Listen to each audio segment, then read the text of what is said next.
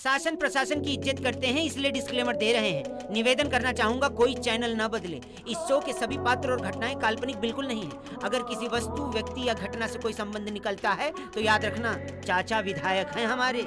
इस शो को देखकर सिर्फ मुस्कुराइए, क्योंकि हमारा उद्देश्य किसी की भावनाओं को ठेस पहुंचाना नहीं है। लेकिन अगर फिर भी किसी की भावना को ठेस पहुंचती है तो आओ कभी हवेली पर।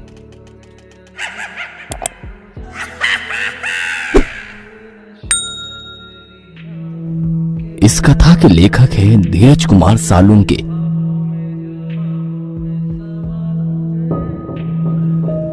रात के 2 बज रहे थे। एक 30-35 साल की औरत सुनसान रास्ते पर ऑटो का इंतजार कर रही थी। तभी उसी रास्ते पर एक ऑटो आ गया। जैसे ही उस औरत ने हवा में हाथ लहराया, वैसे ही ऑटो ड्राइवर ने ऑटो उसके पास जाकर रोक दी। कहाँ जाना है मैडम? ऑटो ड्राइवर ने उस औरत से पूछा। अवंती नगर। औरत ने उत्तर दिया। ऑटो ड्राइवर ने अपना मोबाइल निकाला और गूगल मैप पर अवंती नगर की तलाश की, क्योंकि वो शहर में नया ही आया था और वो पहले कभी अवंती नगर की ओर नहीं गया था। अवंती नगर वहां से 7 किलोमीटर की दूरी पर था।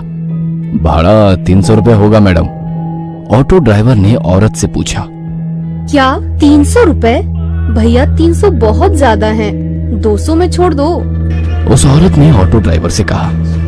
ऑटो ड्राइवर ने उस औरत को सिर से पैर तक देखा और कुछ देर सोचकर वो बोला, बैठिए, छोड़ देता हूं। वो औरत ऑटो में बैठ गई और ऑटो अवंती नगर की तरफ निकल पड़ा। ऑटो ने 4-5 किलोमीटर की दूरी तय की थी। जब से वो औरत ऑटो में बैठी थी, तब से ऑटो ड्राइवर उसे आईने में घूरे जा रहा था और गाना गा रहा था। सलाम इश्क मेरी जान, जरा कबूल कर लो, तुम हमसे इश्क करने की जरा सी भूल कर लो। ऑटो ड्राइवर के इस बर्ताव से वो औरत डर गई। उसने तुरंत किसी को फोन किया और धीरे से बोलने लगी। वैसे ही रिक्शे वाले ने गाना बंद कर दिया और उसकी बातें सुनने की कोशिश करने लगा। हेलो शालिनी, तू आ रही है ना मेरे घर?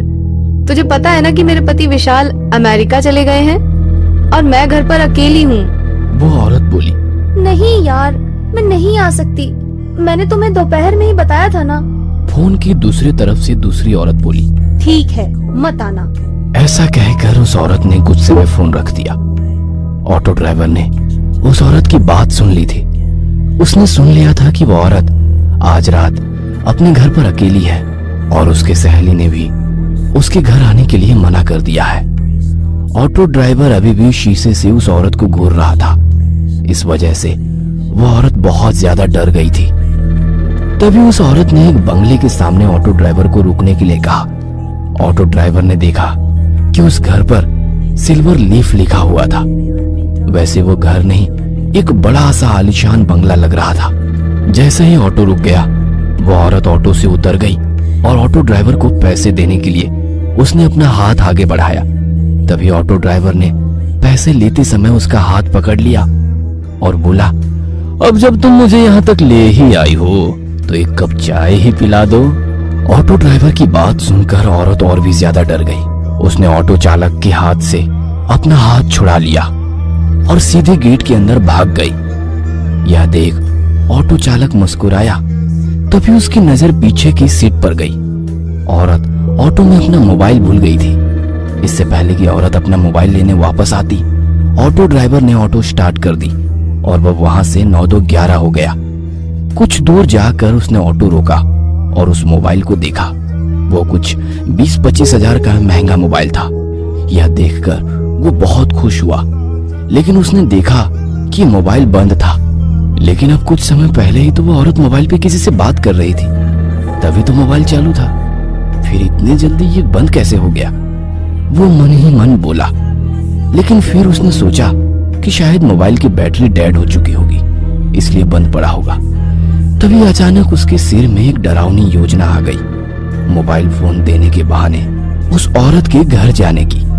उसके दरवाजा खोलते ही उसके गर्दन पर छुरा रखकर उसकी इज्जत लूटने की और फिर घर में से सारे पैसे लूट के 9-11 होने की योजना बनाई। लेकिन इसके लिए उसे एक और साथी की जरूरत थी। इसलिए उसने अपने एक दूसरे ऑटो ड्राइवर दोस्त को फोन किया और उसे अपनी योजना के बारे में बताया। जब उसके दोस्त ने सुना कि एक सुंदर औरत घर पर अकेली है, तब उसका दोस्त वहां आने के लिए राजी हो गया। उसने अपने दोस्त को उस औरत के घर का पता बताया और उसे तुरंत वहां आने के लिए कहा और खुद उस औरत के बंगले के बाहर जाकर रुक गया। 10-15 मिनट बीत गए थे, पर फिर भी उसका दोस्त अभी तक नहीं आया था। उसने उसे बहुत फोन किए, लेकिन वो उसका फोन नहीं उठा रहा था। ऑटो ड्राइवर को ज्यादा देर तक रहा नहीं जा रहा था। उसे उस औरत का चेहरा बार बार उसकी आंखों के सामने दिखाई दे रहा था। उसके वो हवा में उड़ने वाले बाल उसकी आंखों के सामने आ रहे थे। उसके परफ्यूम की महक अभी भी उसकी नाक में बस गई थी। तो उसने अपने दोस्त को मैसेज किया, मैं अंदर जा रहा हूं, तुम्हारे लिए दरवाजा खुला रखूंगा, जल्दी आ जाना।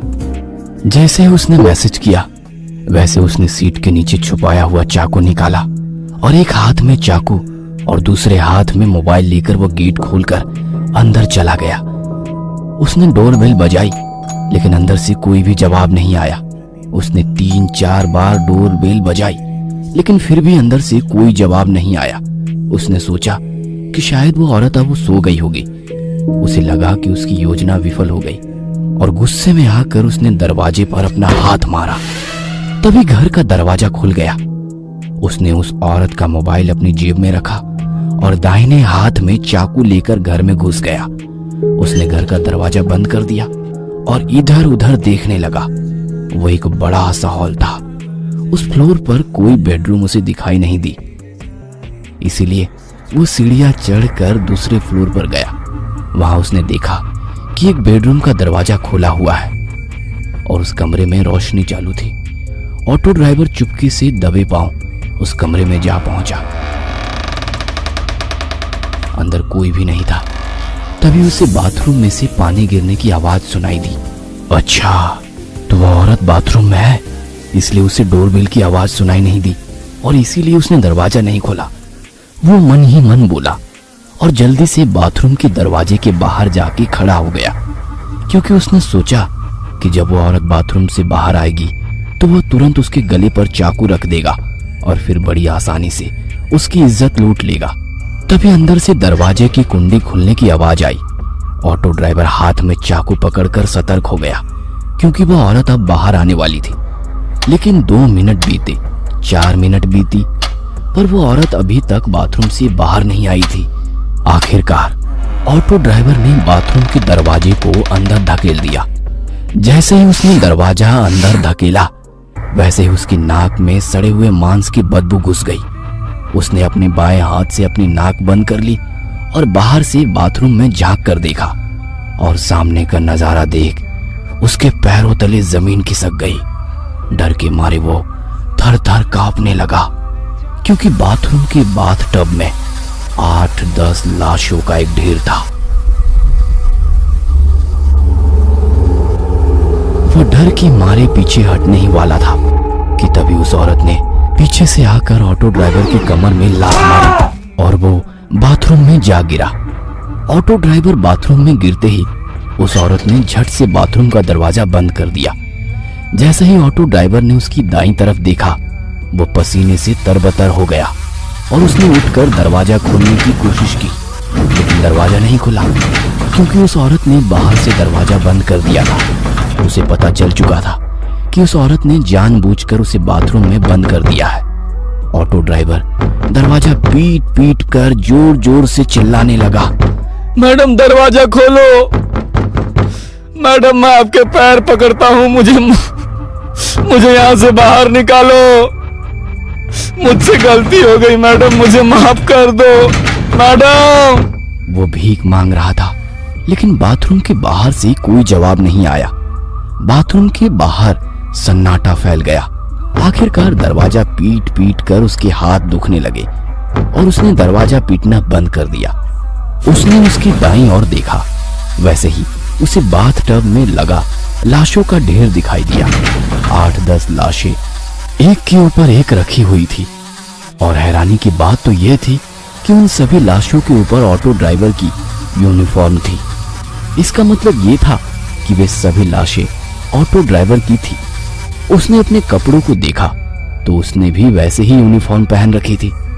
बाथटब के बगल में मोबाइलों का ढेर पड़ा हुआ था। ऑटो ड्राइवर ने उसकी जेब से मोबाइल निकाला और वो फिर एक बार चौंक गया, क्योंकि बिल्कुल वैसे ही मोबाइल का ढेर था। वो समझ गया कि उसे धोखे से फंसाया गया है। उस औरत का ऑटो में कहना कि मैं घर पे अकेली हूं और उसके बाद ऑटो में मोबाइल छोड़ना, ये सब उसकी ही चाल थी और वह बुरी तरह से उसकी जाल में फंस चुका था। वो समझ चुका था कि वे सभी ऑटो ड्राइवर भी बिल्कुल उसकी तरह ही उस औरत के जाल में फंस गए थे और वो बाद में उसी बाथटब में मर गए। अब उसके साथ क्या होगा, इसका क्या ऑटो ड्राइवर उस भूतिया बंगले से बच निकलेगा? इन सभी सवालों के जवाब जानने के लिए इस कहानी का अगला पार्ट देखना मत भूलना।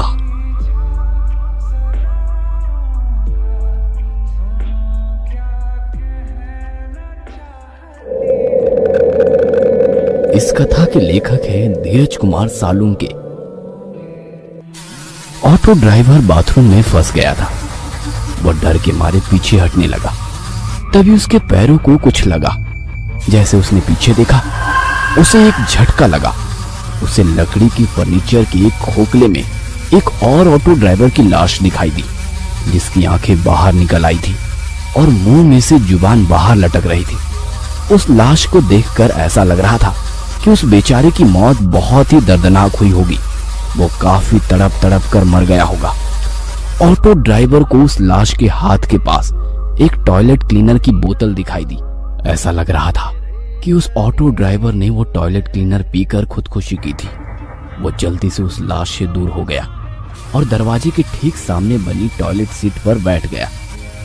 तभी उसे याद आया कि उसके पास उसका मोबाइल है। उसने अपना मोबाइल अपनी जेब से निकाला और अपने दोस्त को फोन किया। जैसे ही उसने फोन उठाया, रिक्शा वाले ने रोना शुरू कर दिया। राजू, मुझे बचाओ राजू, ये औरत मुझे मार डालेगी। ऑटो ड्राइवर फोन पर बात ही कर रहा था कि इतने में उसके हाथ से किसी ने उसका फोन छीन लिया। ऑटो ड्राइवर ने उसकी मोबाइल छीनने वाले की ओर देखा और डर के मारे उसके रोंगटे खड़े हो गए। उसे अपनी आंखों पर यकीन नहीं हो रहा था, क्योंकि उसका मोबाइल लकड़ी टेबल के नीचे पड़ी हुई लाश ने छीन लिया था। उस लाश ने ऑटो ड्राइवर का मोबाइल छीना और उसे किसी रसगुल्ले की तरह निगल गया और फिर वापस आकर खोखली की जगह में जाकर अपने हाथ पांव फैलाकर मुंह से जुबान बाहर निकालकर लेट गया। ऑटो ड्राइवर आंखें फाड़ फाड़ कर उस लाश की तरफ देख रहा था। उसने बचपन में अपने पिता से सुना था कि एक मरा हुआ आदमी फिर कभी नहीं उठता, लेकिन आज उसे एहसास हुआ कि उसके पिता गलत थे। उसके मन में ख्याल आया, क्या इन्हीं जीवों को भूत कहते हैं? भूत तो वही होते हैं ना, जो मरकर भी उठते हैं, चलते हैं, रात को यहाँ वहां घूमते हैं। उस मुर्दे को उठते देखकर ऑटो ड्राइवर की आंखें सफेद पड़ चुकी थी।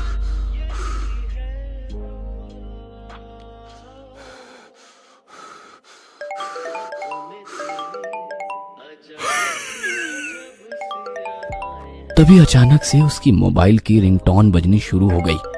उसका मोबाइल उस मुर्दे के पेट में बज रहा था। ये पक्का राजू का ही फोन होगा। ऑटो ड्राइवर मन ही मन बोल पड़ा। उसे समझ नहीं आ रहा था कि अब करे तो क्या करे। वो बड़ी ही मुश्किल में पड़ चुका था, क्योंकि वो अब ना तो राजू को कॉल कर सकता था, ना राजू का कॉल रिसीव कर सकता था। उसका मोबाइल 2-3 बार बजा, लेकिन कोई फायदा नहीं हुआ, क्योंकि फोन उठाना अब उसके लिए असंभव था। वो मोबाइल ही उसका बच निकलने का एकमात्र रास्ता था। और जब उसे महसूस हुआ कि अब वो रास्ता बंद हो गया है, तो वो फूट फूट कर रोने लगा। मैडम, मुझे यहाँ से बाहर निकालो। मैडम, मुझे यहाँ से बाहर निकालो। वो चीख चीख कर रोने लगा। तभी बाथरूम के बाहर से वो औरत बोली, अरे तुम अंदर कैसे फंस गए? आपको अंदर किसने बंद किया? ऑटो ड्राइवर यह सुनकर खुश हो गया कि औरत ने उसे बाथरूम में बंद नहीं किया था। मैडम, जल्दी से बाहर से दरवाजा खोलो, किसी ने दरवाजा बाहर से बंद कर दिया है। उसने बाथरूम के बाहर खड़ी औरत से कहा। हाँ खोलती हूँ, आप बस दरवाजे के आगे ही खड़े हो जाइए। ऐसा कहकर वो औरत वहाँ से चली गई। कुछ ही देर में लोहे का कांटों वाला फावड़ा लेकर आ गई। ऑटो ड्राइवर दरवाजे के आगे ही खड़ा हुआ था। क्या आप दरवाजे पर नहीं हैं? उसने रिक्शा वाले से पूछा। ऑटो ड्राइवर अंदर से दरवाजे के सामने खड़ा था। हाँ मैडम, मैं दरवाजे के सामने खड़ा हूँ, आप बस जल्दी से दरवाजा खोलिए। ऑटो ड्राइवर बाथरूम से चिल्लाया। वो औरत हाथ में नुकीला फावड़ा लेकर बाथरूम के दरवाजे की तरफ भागी। इधर बाथरूम के अंदर ऑटो ड्राइवर ने सोचा, मैडम अभी दरवाजा खोलेंगी, कहीं मैं दरवाजे के बीच उसके पेट से बाहर गुजर जाता और वो उसी पल मर गया होता। वो औरत जान गई थी कि उसका हमला जाया हो गया है, इसलिए उसने वो फावड़ा दरवाजे में से खींचकर बाहर निकाला। अरे क्या हुआ? आप दरवाजे के सामने खड़े रहिए ना, मैं अभी दरवाजा खोल देती हूँ। वो औरत बहुत ही प्यार से बोली, लेकिन ऑटो ड्राइवर ने अपने मुंह से एक शब्द भी नहीं निकाला। अरे अरे डरो मत, मैं तो सिर्फ दरवाजा खोलने की कोशिश कर रही थी। एक बार फिर मीठी आवाज में बड़ी प्यार से बोली। अंदर ऑटो ड्राइवर का हाथ डर के मारे कांप रहे थे। उसे पता था कि अगर वो दोबारा दरवाजे के सामने गया तो वह औरत नुकीला फावड़ा उसके पेट में घुसेड़ देगी। लेकिन फिर भी वो देखना चाहता था कि अगर वो इस बार दरवाजे के सामने गया तो क्या होगा। हैं? मैं खड़ा हूँ दरवाजे के सामने। ऑटो ड्राइवर दरवाजे के बाजू में खड़े होकर बोला। वो औरत जोर से चिल्लाई और उसने फिर एक बार बड़ी ताकत से लोहे का फावड़ा दरवाजे में घुसेड़ दिया और बाहर निकाला। यह देखकर ऑटो ड्राइवर घबरा गया। औरत को फिर से एहसास हुआ कि वह अपना शिकार चुक गई है, तो उसे गुस्सा आ गया। क्या हुआ? दरवाजे के सामने आ जाना, मैं दरवाजा खोल रही हूँ। ऑटो ड्राइवर को समझ नहीं आ रहा था कि अब क्या करे।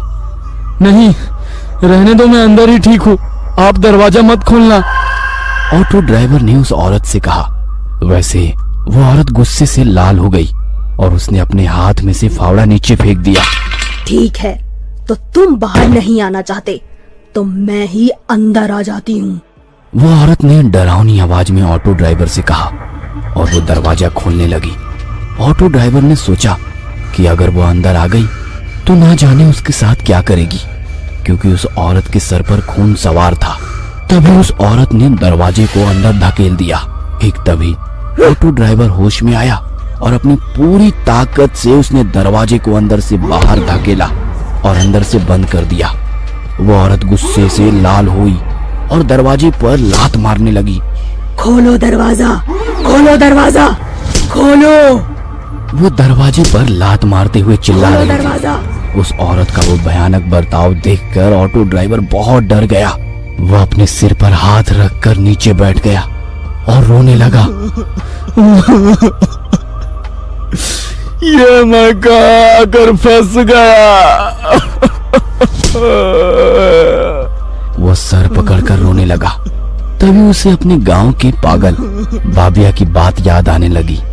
एक औरत के चक्कर में बाबिया ने अपनी खेती बाड़ी और घर बेचकर वो भिखारी बन गया था और बाद में वो पागल हो गया था।